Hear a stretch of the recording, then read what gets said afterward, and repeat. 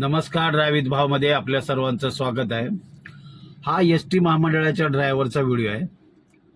काय चुकी झाली असेल रस्त्यावरती व्हिडिओ शेवटपर्यंत बघा, कारण थोडासा जरी मोठा झाला तर.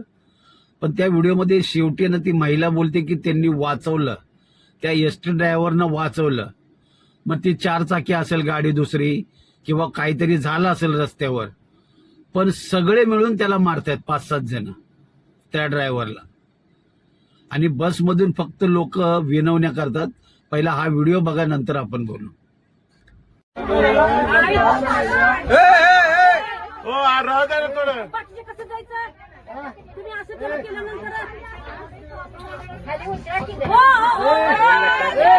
गलती झाली, जाऊ द्या. गलती झाली, जाऊ द्या. गलती झाली ना, जाऊ द्या. गलती झाली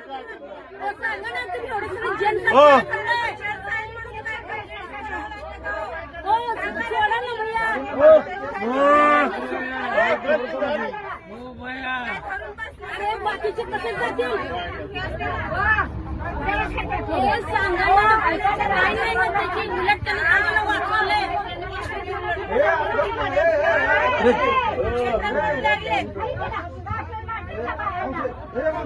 वाचवले रे तुम्ही साहेब, हे सांगा ना त्यांना, ते वाचवले उलट.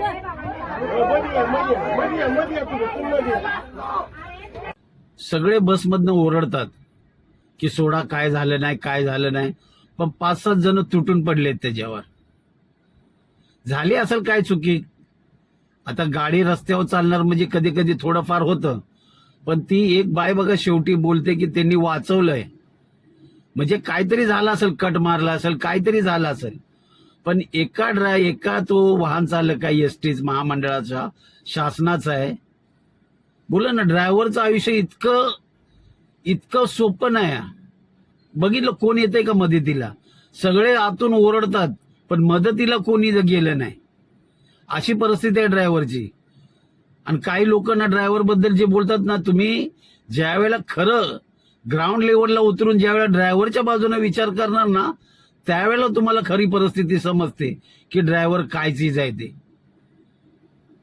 कोणी येत नाही. हे तर शासनाचे ड्रायव्हर आहेत, ह्यांचे हे हाल आहेत.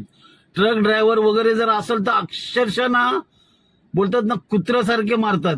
जरा कुठे कट झाला, काय झाला तर 4 चाकी वाहन असो, 2 चाकी वाहन असो, ते लगेच दगड घेतात, त्याच्या पुढच्या बॉडीवर शोवर मारणार. कित्येक ड्रायव्हरला, ट्रक ड्रायव्हरला तर अक्षरशः म्हणजे लाटा काठ्यानी मारलेलं आहे.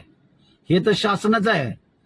इथे ही लोक शासनाचं असून सुद्धा पर्वा करत नाहीत.